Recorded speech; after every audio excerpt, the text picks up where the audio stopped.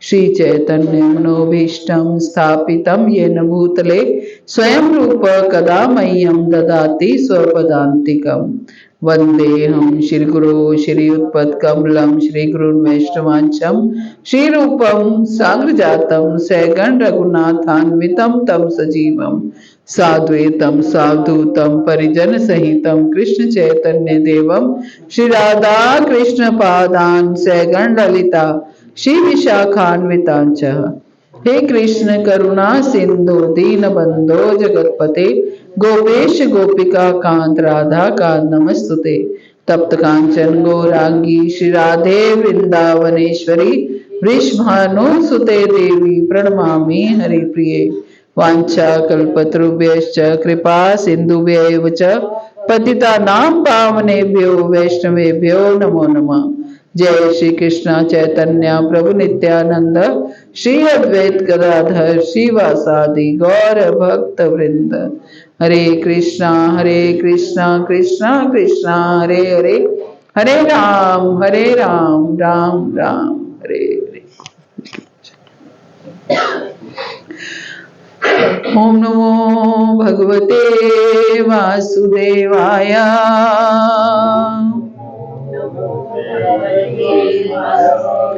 ओम नमो भगवते वासुदेवाय।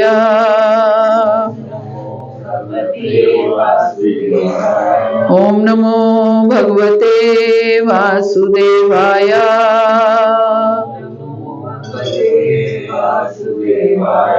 नारायणं नमस्कृत्य नरं चैव नरोत्तमं देवीं सरस्वतीं व्यासा ततो जयमुदीरये। नष्टप्रायेषु अभद्रेषु नित्यं भागवत सेवया भगवती उत्तम श्लोके भक्तिर्भवति नैष्ठिकी। ग्रंथराज श्रीमद् भागवतम की जय।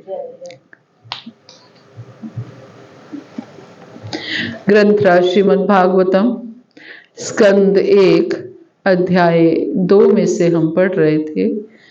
तो पिछली क्लास में हमने पढ़ा कि धर्म से ही अपवर्ग से नार्तो अर्थात कल्पते, कि समस्त वृत्ति पर कार्य निश्चय ही परम मोक्ष के निमित्त हो सकते हैं। हम जो भी कार्य करते हैं उन्हीं कार्यों से ही हम मोक्ष प्राप्ति भी कर सकते हैं, अगर वो कार्य भगवान के निमित्त करके किए जाएं। निस्वार्थ भाव से, निष्काम भाव से अगर वो कार्य किए जाएं, कि उन्हें चाहिए कि इंद्रिय तृप्ति के संवर्धन हेतु भौतिक लाभ का उपयोग कदापि नहीं करना चाहिए। वो कार्य हमें इंद्रिय तृप्ति के लिए नहीं करने चाहिए या भौतिक लाभ के लिए नहीं करने चाहिए। तो क्या इसका अर्थ क्या है कि हम भगवान से कभी भी कुछ मांगे ना? क्या कुछ भी ना मांगे, कोई भौतिक इच्छा ना करे, कोई भौतिक लाभ की इच्छा ना करे? तो ये प्रश्न उठता है। तो इसी प्रश्न के उत्तर में भगवान आगे क्या कह रहे हैं? बहुत सुंदर श्लोक है ये। कामस्य ना इंद्रिय प्रीति लाभो जीवेत यावता। पहला स्कंद 2 अध्याय 10वां श्लोक। कामस्य ना इंद्रिय प्रीति लाभा जीवेत यावता जीवस्य तत्व जिज्ञासा न चार्थ ही कर्म भी। कामस्य ना इंद्रिय प्रीति लाभा जीवेत यावता। क्या अर्थ है इसका? कि जीवन की इच्छाएं इंद्रिय तृप्ति की ओर लक्षित नहीं होनी चाहिए। जीवन की इच्छाएं इंद्रिय तृप्ति की ओर लक्षित नहीं होनी चाहिए। इच्छाएं तो हो सकती हैं, लेकिन वो इच्छाएं इंद्रिय तृप्ति की ओर नहीं होनी चाहिए, है ना? इच्छा की प्रोग्रामिंग भगवान ने सबके हृदय में की है। इच्छा के बिना कोई रह नहीं सकता, लेकिन वो इच्छाएं हमारी इंद्रिय तृप्ति के लिए नहीं होनी चाहिए। आध्यात्मिक इच्छाएं हम कर सकते हैं, हम भगवान से इच्छा कर सकते हैं, मेरा जप बहुत अच्छा हो, मैं रोज मंगला आरती पर जा पाऊं, मैं रोज अध्ययन कर पाऊं, मैं आपकी बहुत सुंदर सेवा करूं, मैं कई इच्छाएं हैं, मैं धामवास करूं, मैं कई आध्यात्मिक इच्छाएं हम कर सकते हैं, लेकिन वो इच्छाएं हमारी इंद्रिय तृप्ति की ओर लक्षित नहीं होनी चाहिए। तो क्या हम अपने परिवार के सुख के लिए या परिवार हमारा सही तरीके से सेटल हो जाए इसके लिए कभी अभिलाषा ना करें? तो भगवान कहते हैं उसके लिए भी कर सकते हो, लेकिन उसको भी भगवान के निमित्त करके, है ना, उसको भी भगवान के निमित्त करके। क्या कह रहे हैं? जीवन की इच्छाएं इंद्रिय तृप्ति की ओर लक्षित नहीं होनी चाहिए। मनुष्य को केवल स्वस्थ जीवन की या आत्म संरक्षण की कामना करनी चाहिए। किसकी कामना करनी चाहिए? स्वस्थ जीवन की कामना करने की परमिशन भागवत दे रही है। स्वस्थ जीवन की या आत्म संरक्षण की, अपनी रक्षा करने के लिए, अपने परिवार की रक्षा करने के लिए, अपनी मतलब मैं और मेरे परिवार की रक्षा करने के लिए, मैं और मेरे परिवार के स्वस्थ जीवन की अभिलाषा हम सब कर सकते हैं, सब कामना करनी चाहिए। क्यों? इसलिए ताकि हमारा भजन अच्छा। स्वस्थ जीवन, हम स्वस्थ जीवन के लिए योगा करते हैं, जिम करते हैं, ना जाने क्या क्या करते हैं, लेकिन आप क्या सोचते हैं जो लोग योगा करते हैं, जो लोग जिम करते हैं, या जो भी स्वस्थ जीवन के लिए अच्छी खुराक, अच्छी एक्सरसाइज ये सब करते हैं, क्या वो इसलिए करते हैं कि ताकि हमारी भक्ति या हमारा जप या हमारा भजन अच्छे से चलता रहे? नहीं करते हैं, है ना, नहीं करते हैं। वो किस लिए करते हैं? कि ताकि वो अच्छे से स्वस्थ जीवन हो और वो अच्छा भोग पाए, है ना, भोग पाए, ऐश्वर्य भोग विलास का जीवन वो जी पाए, एंजॉय कर पाए, लाइफ को एंजॉय कर पाए। लेकिन भगवान यहाँ पर क्या कह रहे हैं कि मनुष्य को केवल स्वस्थ जीवन की या आत्म संरक्षण की कामना करनी चाहिए। क्यों? क्योंकि मानव तो परम सत्य के विषय में जिज्ञासा करने के निमित्त बना है। मानव किस लिए बना है? परम सत्य के विषय में जिज्ञासा करने हेतु मिला है। भगवान के बारे में जिज्ञासा करना, जानना, मैं कौन हूं, भगवान कौन है, मेरा भगवान के साथ नित्य क्या संबंध है, मैं क्यों इस भौतिक जगत में आया, क्या करने के लिए आया, मेरे जीवन का उद्देश्य क्या है, ये जिज्ञासा करने के लिए मानव बना है। मनुष्य की वृत्तियों का इसके अतिरिक्त अन्य कोई लक्ष्य नहीं होना चाहिए। मनुष्य की वृत्तियों का अन्य कोई लक्ष्य नहीं होना चाहिए। ये भागवत बता रही है। आपको 8 दिन के भागवत में ऐसे श्लोक नहीं समझाए जाएंगे, ये भागवत का ही श्लोक है, पढ़ के सुना रही हूं मैं, है ना। क्या बताया जा रहा है? क्या कामना हमें करनी चाहिए। एक्चुअली भागवत हमें सिखाने के लिए है, हमारी आंखें खोलने के लिए है, हमें गाइड करने के लिए है कि क्या क्या कामनाएं हमें करनी चाहिए। हम ये नहीं कि हम परिवार की सुख समृद्धि के लिए कामना नहीं कर सकते, कर सकते हैं। हम ये नहीं कि परिवार के स्वास्थ्य के लिए, परिवार का हेल्दी लाइफ, हमारी हेल्दी लाइफ के लिए कामना नहीं कर सकते, कर सकते हैं। हम ये नहीं कि परिवार की सुरक्षा, अपनी सुरक्षा के लिए कामना नहीं कर सकते, कर सकते हैं। लेकिन ये सारी कामनाएं भी किसके लिए होनी चाहिए? ताकि हम भगवान के बारे में जान पाए, भक्ति कर पाए, भगवान के साथ अपने ये मानव जीवन जो मिला है, उस मानव जीवन में हम अपने और भगवान के संबंध को सुदृढ़ बना पाए। है ना। ये मानव जीवन किसके लिए मिला है? भोग करने के लिए नहीं मिला है।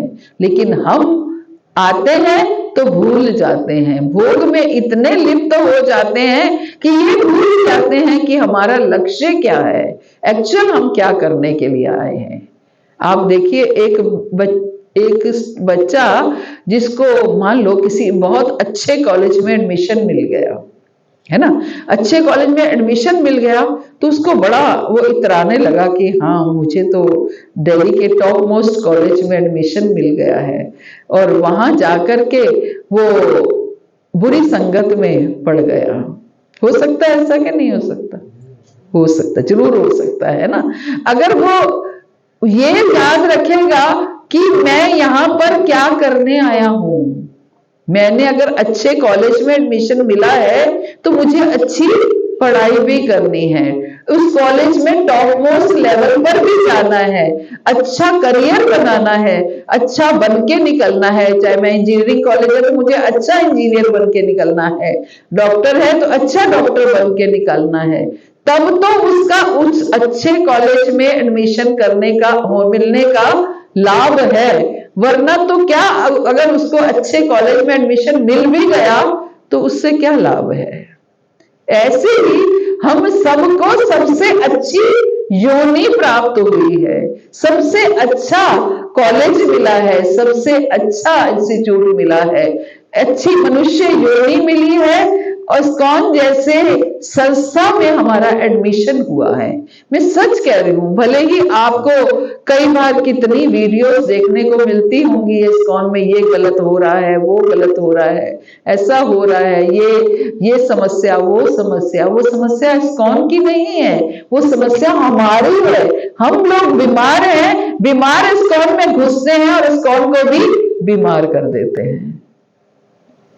इस्कॉन का उद्देश्य हमें हमारी आंखें खोलने का है, हमें एजुकेट करने का है, हमें पढ़ाने का है। जितना गीता भागवत का संदेश इस्कॉन ने दिया है, कोई संस्था, मैं गारंटी दे सकती हूँ, कोई संस्था नहीं देती है ना। लेकिन वो हमारे ऊपर है, हम इस्कॉन में किस उद्देश्य से एंटर कर रहे हैं, किस लिए एंटर कर रहे हैं। क्या इस्कॉन में कीर्तन, बहुत से लोग इसलिए कीर्तन अच्छा लग रहा है, वहां कीर्तन करेंगे, कीर्तन सुनेंगे, नाचेंगे, गाएंगे, खाएंगे, पिएंगे, एंजॉय करेंगे, वो भी है इस्कॉन में। आप इस्कॉन के मंदिरों में जाओगे तो आपको गोविंदास में कई तरह का खाने को मिलेगा, कई तरह का प्रसाद खाने को मिलेगा। हमारा लक्ष्य क्या है? एक बार राधा गोविंद प्रभु महाराज से एक भक्त ने पूछा कि महाराज इस्कॉन में बहुत पॉलिटिक्स है, तो यहाँ आते हैं तो बड़ा मन खराब सा होता है, आने की इच्छा नहीं होती है। तो महाराज ने बोला कि आप यहाँ किस लिए आए थे? जब आए थे तो किस लिए आए थे? महाराज मुझे यहाँ का कीर्तन बहुत अच्छा लगा था, तो यहाँ की जो आरती होती है, गौर आरती, शाम को कितनी सुंदर गौर आरती होती है, वो वहाँ इतना सुंदर नृत्य करते हैं, वो मुझे बहुत अच्छा लगा था, तभी मैं इस्कॉन। तो बोलो वही देखो ना, जिसके लिए आए थे वही देखो, आप पॉलिटिक्स को क्यों देख रहे हो? हमारी नजर है, हम किसको देख रहे हैं? पॉलिटिक्स कहाँ होती है? जहां चार लोग इकट्ठे होते हैं वहां पॉलिटिक्स होती है। तो यहाँ सब बीमार लोग, श्री प्रभुपाद कहा करते थे ये हॉस्पिटल है। इस्कॉन क्या है? एक हॉस्पिटल है जहां बीमार लोग आते हैं और यहाँ उनको ठीक किया जाता है। उसमें से जो परहेज कर लेते हैं, जो प्रिकॉशंस ले लेते हैं, वो ठीक हो जाते हैं। जो दवाई तो सबको दी जाती है, लेकिन जो डॉक्टर के अनुसार चलता है वो ठीक हो जाता है, जो डॉक्टर के अनुसार नहीं चलता वो बिगड़ जाता है। हमारे ऊपर है। तो इसलिए हमें भगवान क्या समझा रहे हैं? भगवान यही समझा रहे हैं कि जीवन की इच्छाएं जो हैं इंद्रिय तृप्ति की और लक्षित नहीं होनी चाहिए। हमारी इच्छाएं इंद्रिय तृप्ति के लिए नहीं होनी चाहिए। मैं ज्यादा भोग करूं, ज्यादा अच्छा घर, अच्छी गाड़ी, ये वो सब कुछ कर सकते हैं, इन इच्छाओं को भी कर सकते हैं। मेरे पास बड़ी गाड़ी हो ताकि मैं भक्तों को धाम ले जाऊं, कभी कभी वृंदावन ले जाऊं, 7-8 भक्तों को गाड़ी में बिठाऊं और वृंदावन ले जाऊं, इच्छा वही है। भावना अलग है। मेरे पास बड़ा घर हो ताकि मैं भक्तों को कभी कभी घर में बुलाऊं, कीर्तन कराऊं, उनको प्रसाद खिलाऊं, उनकी सेवा करूं, इच्छा वही है, लेकिन हमारी भावना अलग है, भोग करने की भावना नहीं है। तो भगवान यही कह रहे हैं कि मनुष्य को केवल स्वस्थ जीवन, आत्म संरक्षण की कामना करनी चाहिए, ताकि मुझे ये मनुष्य जोड़ी मिली है, ना जाने कितनी सुकृतियां इकट्ठी की होंगी तो ये मनुष्य योनि मिली है। तो इस मनुष्य योनि का लाभ क्या है कि मैं पूर्ण रूप से भगवान को जान पाऊं, समझ पाऊं, क्योंकि जब हम भगवान को जानेंगे, समझेंगे, तभी उनकी शरण में जाने की हमारी भावना होगी, कामना होगी। जब हमें पता चलता है अमेरिका बहुत सुंदर है, बड़ा साफ सुथरा है, बड़ा नीट एंड क्लीन है, वहां ये चीज है, ये सुविधा है, वो सुविधा है, तो हमारे मन में क्या इच्छा जागृत होती है? अमेरिका जाएं कभी। कोई भी, हम वृंदावन जाने के बारे में पता चलता है, वहां जाओ बहुत आनंद आता है, ये होता है वृंदावन जाने की। जिसके बारे में पता होता है वही उसी वहां जाने की इच्छा होती है ना। इसलिए भगवान यहाँ पर क्या कह रहे हैं कि मनुष्य को स्वस्थ जीवन की और संरक्षण की कामना करनी चाहिए, क्योंकि मानव जीवन भगवान के बारे में जानने के लिए मिला है, भगवान की सेवा करने के लिए मिला है, भगवान को प्रसन्न करने के लिए मिला है, और मानव जीवन भी प्राप्त किया। और फिर भी अगर हमने ये काम नहीं किया तो हम बहुत बुरे व्यापारी हैं, बहुत बुरे व्यापारी हैं, है ना। इतना ये मिला भी और हमने यूं ही गवा दिया, और यही करते हैं। आप देखिए कितने % लोग मानव जीवन के उद्देश्य को समझ पाते हैं, कितने %?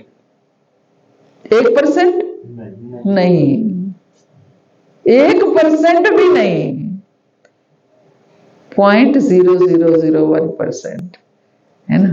तो किसका कर्तव्य है ये समझाने का?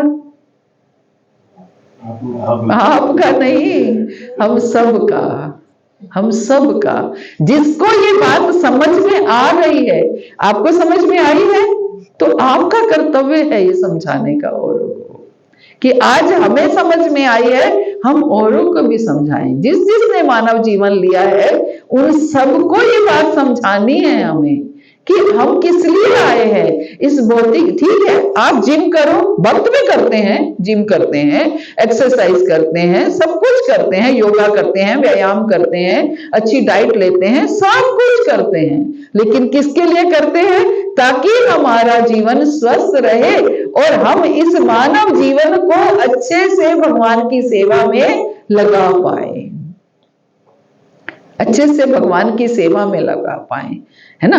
हर तरीके से भगवान की सेवा कर। अगर स्वस्थ जीवन नहीं होगा तो कैसे प्रचार होगा, है ना, कैसे प्रचार होगा, कैसे हम कर पाएंगे ये सब कुछ। तो यही भगवान यहाँ समझा रहे हैं कि हम कामनाएं कर सकते हैं, इच्छाएं कर सकते हैं, कोई हमें हमारी इच्छाओं पर कोई रोक टोक नहीं है, कि कुछ ये नहीं कहा गया कि हम इच्छाएं नहीं कर सकते हैं, लेकिन इच्छाएं किसके निमित्त होनी चाहिए ये भगवान समझा रहे हैं। अपने इंद्रिय, हमारा शरीर स्वस्थ हो ताकि मैं घूम फिर सकूं, ऐशो आराम का जीवन बीत सकूं, ये नहीं।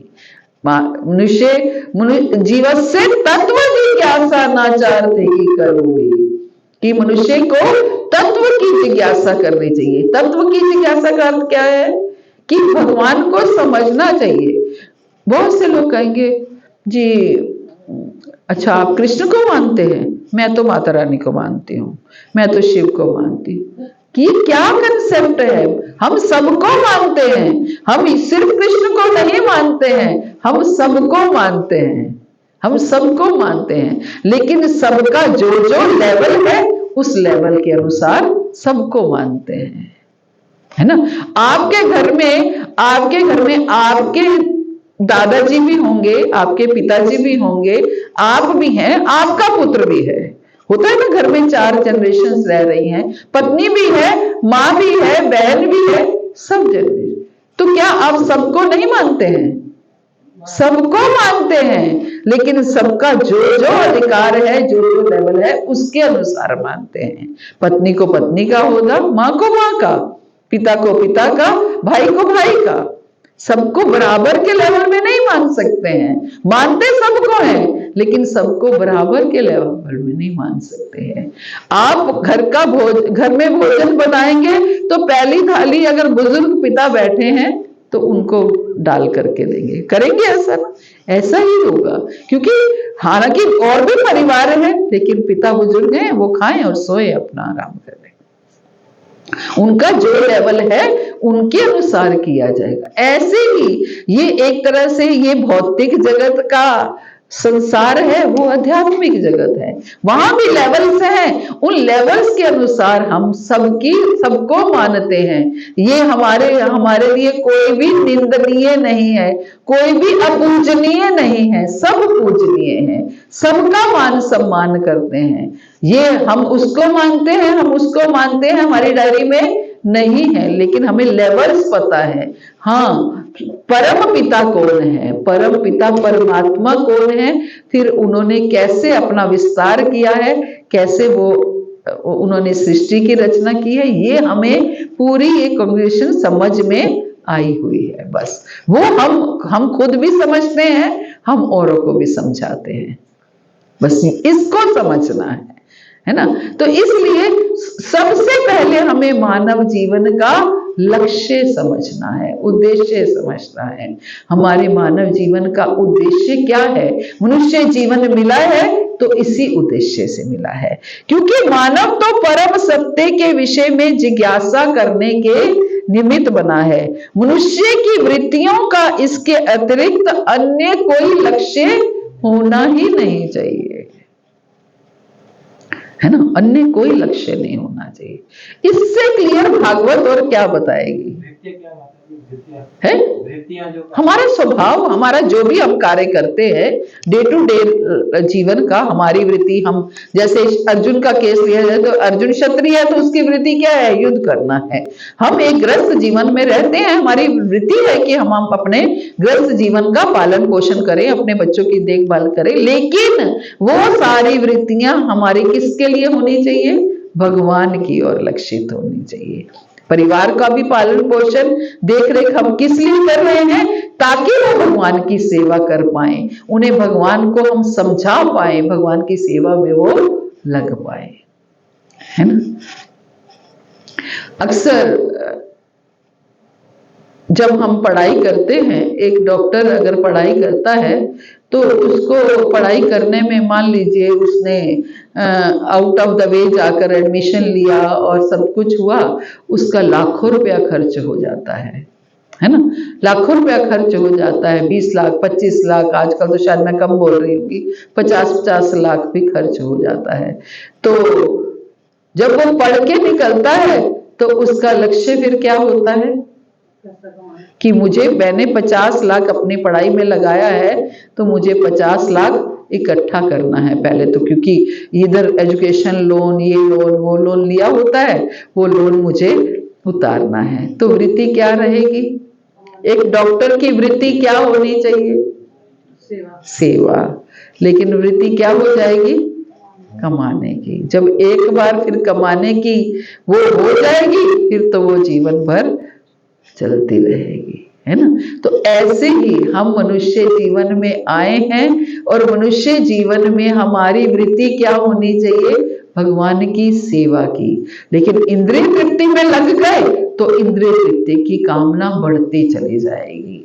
इसलिए अपने आप को भोगों से अलग करना है। भोग करो, अच्छा खाओ, किसने रोका है? अच्छा मत खाओ, है ना? अच्छे घर में रहो, किसने रोका है?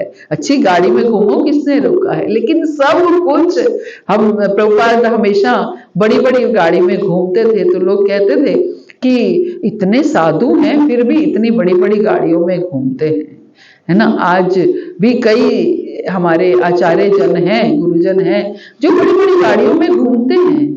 तो क्या, क्यों नहीं?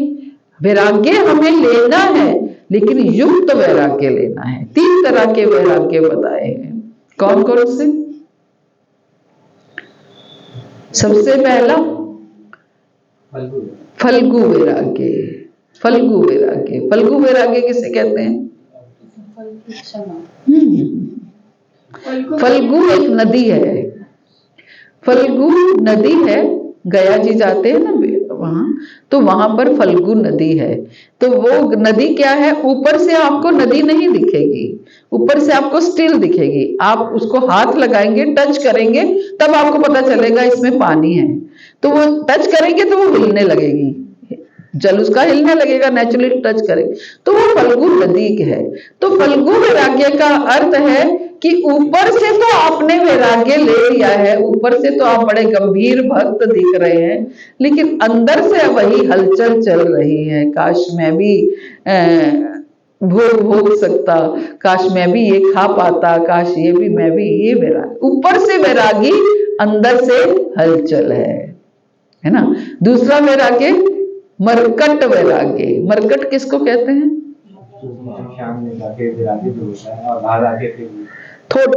थोड़ा सा वैराग्य, हम जैसे टेम्परेरी, हम जैसे किसी की डेथ हो गई, शमशान में गए तो नहीं, कुछ नहीं है, बेकार है सब कुछ, वो चला गया, वो चला गया, हमारा भी कभी हो जाएगा। बाहर आते ही फोन आ गया, वहां ये पहुंचाना है, ये बिजनेस डील है, वो बिजनेस डील है, फिर वही थोड़ी देर के लिए वैराग्य आया, वो समाप्त हो गया।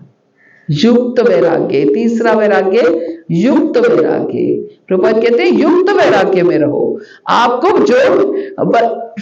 जो मिल रहा है वो स्वीकार करो।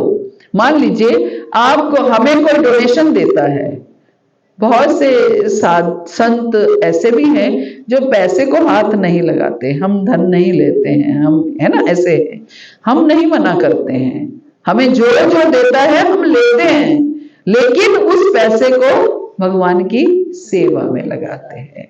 ये युक्त वैराग्य है कि आपको कमाना भी है। ये नहीं कि हम आज भक्त हो गए, हम वैरागी हो गए तो हमें धन की आवश्यकता नहीं है। भैया हमें तो धन की आवश्यकता है, क्योंकि धन नहीं होगा तो भगवान की सेवा कैसे करेंगे। आप सोचिए ये 2 सेंटर जो चल रहे हैं, क्या इनमें धन नहीं लगता? क्या धन नहीं होगा तो कहां से प्रचार करेंगे? आए दिन हम प्रोग्राम्स करते रहते हैं, उसमें प्रसादम भी करते हैं, सब कुछ करते हैं, धन नहीं लगता क्या? धन लगा करके हम भगवान की सेवा कर रहे हैं, है ना। उस धन को भगवान की सेवा में लगे, ये युक्त वैराग्य है। हमें धन चाहिए भी किस लिए? उस धन से हमने अपनी इंद्रिय तृप्ति नहीं करनी है, अपनी इंद्रिय तृप्ति में नहीं लगाना है, उस धन को भगवान की सेवा में लगाना है। ये युक्त वैराग्य है। तो हमें युक्त वैरागी बनना है ना, युक्त वैरागी बनना है। हम बन सकते हैं पूर्ण रूप से वैरागी, लेकिन फिर संसार से कट के हमें एकदम अलग रहना पड़ेगा। जाकर के वन में बस जाइए और अपनी भक्ति कीजिए। वो ऐसे भक्त क्या होते हैं? भजनानंदी भक्त होते हैं। 2 तरह के भक्त होते हैं, एक भजनानंदी और एक गोष्ठानंदी, है ना। भजनानंदी और गोष्ठानंदी। भजनानंदी कौन से होते हैं? जिनको केवल अपनी भक्ति करनी है, फिर मैं अपनी भक्ति करता रहूं, मुझे गोलोक जाना है। और भजनानंदी बनना बहुत आसान है, मुश्किल नहीं है। हम पर संसार में रह रहे हैं, ना हम समाज में रह रहे हैं, किसी से बातचीत नहीं करनी है, कुछ नहीं करनी है, ना तेरी ना मेरी, अपना भजन करते रहो, सुबह से लेकर रात तक जप करते रहो, खान पान बीच में होता रहे, बस। क्या मुश्किल? जब हम संसार में रह करके भजन करते हैं, तब तेरी मेरी भी होती है, विकार भी होते हैं। और गोष्ठानंदी क्या है? जो प्रचार करता है, गोष्ठी में बैठ करके भगवान की चर्चा भी करता है और अपने भजन को भी समेटता है। हम सब गोष्ठानंदी भक्त हैं, भजनानंदी नहीं है। भजनानंदी बनना है, बन सकते हैं, लेकिन भजनानंदी मीन्स जिनका फोकस केवल अपने भजन पे हो। गोष्ठानंदी मीन्स जिसका फोकस पूरे संसार पे हो, कि संसार को भी भक्त बनाना है और स्वयं भी अपने भजन को प्रगाढ़ करना है ना। तो प्रभुपाद ने हमें गोष्ठानंदी भक्त बनने के लिए बोला है, भजनानंदी नहीं बना है। एकदम कट के हमें भजन करना है, ये नहीं करना है है ना। हालांकि अपना अगर सेल्फ इंटरेस्ट देखा जाए तो शायद भजनानंदी में हम जल्दी वो कर लेंगे, लेकिन गोष्ठानंदी में आपकी दोनों तरफ से रिकवरी हो रही है। आप अपना भजन भी कर रहे हैं और आप लोगों को प्रचार करते हैं। भगवान भगवत गीता में कहते हैं जो मेरे इस संदेश को जन जन तक पहुंचाता है वो मुझे अतिशय प्रिय है। तो भगवान का प्रिय भी बनते हैं हम इस तरीके से, है ना। भगवान का प्रिय बनने का ये सबसे अच्छा तरीका है कि हम उनका प्रचार करें। तो यहाँ इस श्लोक से हमें यही समझ में आ रहा है कि हमें क्या करना है। तात्पर्य पढ़ने का तो टाइम नहीं बचता है, तो अगली क्लास में हम कोशिश करेंगे। हरे कृष्णा। शिल प्रपात की जय, गुरु महाराज की जय, आप सब भक्तों की जय। तो किसी का कोई प्रश्न है? माता जी, जब आप लेक्चर शुरू करने वाले थे आप लोगों ने नाम प्रभु की जय, नाम प्रभु की जय एक तरह से कली काले नाम रूपे कृष्ण अवतार, कलयुग में भगवान ने नाम के रूप में अवतार लिया है। तो भगवान हमारे सामने साक्षात तो नहीं है, तो नाम के रूप में हमें नाम पर इतना विश्वास है कि नाम ही भगवान है। कुछ भी होता है हम कहते हैं नाम ले लो फटाफट, है ना, नाम ले लो। तो नाम, उस नाम को नाम प्रभु कहा गया है ना। नाम भी एक तरह के भगवान है, नाम प्रभु है ना। साक्षात भगवान तो है ही, कलयुग में जो नाम के रूप में भगवान आए हैं इनको प्रभु कहा गया है। हरे कृष्ण महामंत्र। गोष्ठानंदी में कौन कौन से साधन है वो कौन गोष्ठानंदी में कौन कौन से साधन हैं?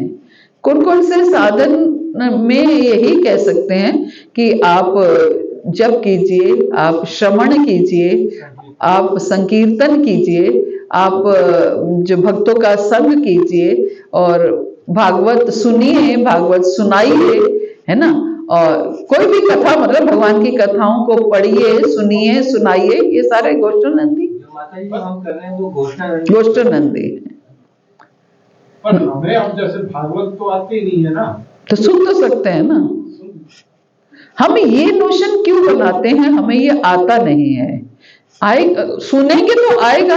हमें भी कहाँ आता था, कभी पता ही नहीं था क्या होता है ना। गुरु की कृपा हुई तो गुरु ने सब कुछ सिखा दिया। बिना गुरु की कृपा के हमें कुछ नहीं आ सकता। इसलिए गुरु का आश्रय ग्रहण करना ये बहुत आवश्यक है। गुरु की ब्लेसिंग्स जब मिलती हैं तो हमें सब कुछ आता है। बिना गुरु की ब्लेसिंग्स के हमें कुछ नहीं आता। मुझे भी नहीं पता था गीता भागवत में अंतर क्या होता है, मुझे नहीं पता था, है ना। सब कुछ धीरे धीरे यहीं से सीखा। हम कुछ कहीं घर से नहीं सीख के आए हैं, हम भी धीरे धीरे बस गुरु ने पुश किया। बस मुझे याद है कि महाराज ने मुझे बोला आप क्लास लो। मैंने महाराज को बोला महाराज मैं तो क्लास नहीं ले सकती, मुझे तो कुछ नहीं आता, मुझे तो एक श्लोक नहीं आता है। उसके बाद एक सेमिनार हुआ भक्ति वृक्षा का सेमिनार हुआ शादरा में। महाराज ने बोला अच्छा ये सेमिनार तो अटेंड करो। मैंने बोला ठीक है। तो मैं सेमिनार अटेंड करने चली गई। मैंने सेमिनार अटेंड किया, हालांकि मुझे पल्ले कुछ भी नहीं पड़ा, बस अटेंड कर लिया। महाराज ने बोला तो मैंने अटेंड कर लिया। तो बस लास्ट में जाके जब सेमिनार खत्म हुआ मैं आने लगी, मैंने महाराज को प्रणाम किया। तो सेमिनार में भक्ति वृक्षा के सेमिनार में बताया गया कि एक ग्रुप लीडर होता है और फिर एक चक्रपति होता है। उस सेमिनार में समझाया गया था। तो ग्रुप लीडर होता है कि जैसे मैं क्लास लेती हूँ, मेरी क्लास में 4 लोग आते हैं, मैं क्लास लेती हूँ तो मैं ग्रुप लीडर हूँ। एक चक्रपति होता है, उसके अंडर सारे ग्रुप लीडर होते हैं। आपका भी हेड हो गया? हाँ, मेरा भी हेड हो गया एक तरह से ये कहा जाए। तो मैं महाराज को प्रणाम करने गई तो महाराज को प्रणाम किया। महाराज कहते हैं जाओ चक्रपति बनो। तो मैं कहा महाराज आप तो बहुत बड़ा आशीर्वाद दे रहे हो, मैं कहाँ चक्रपति बन सकती हूँ। तो अब महाराज मुझे याद दिलाते हैं, तुम्हें मैंने बोला था ना तुम चक्रपति बनोगी, देखो कितने लीडर्स हैं तुम्हारे अंडर।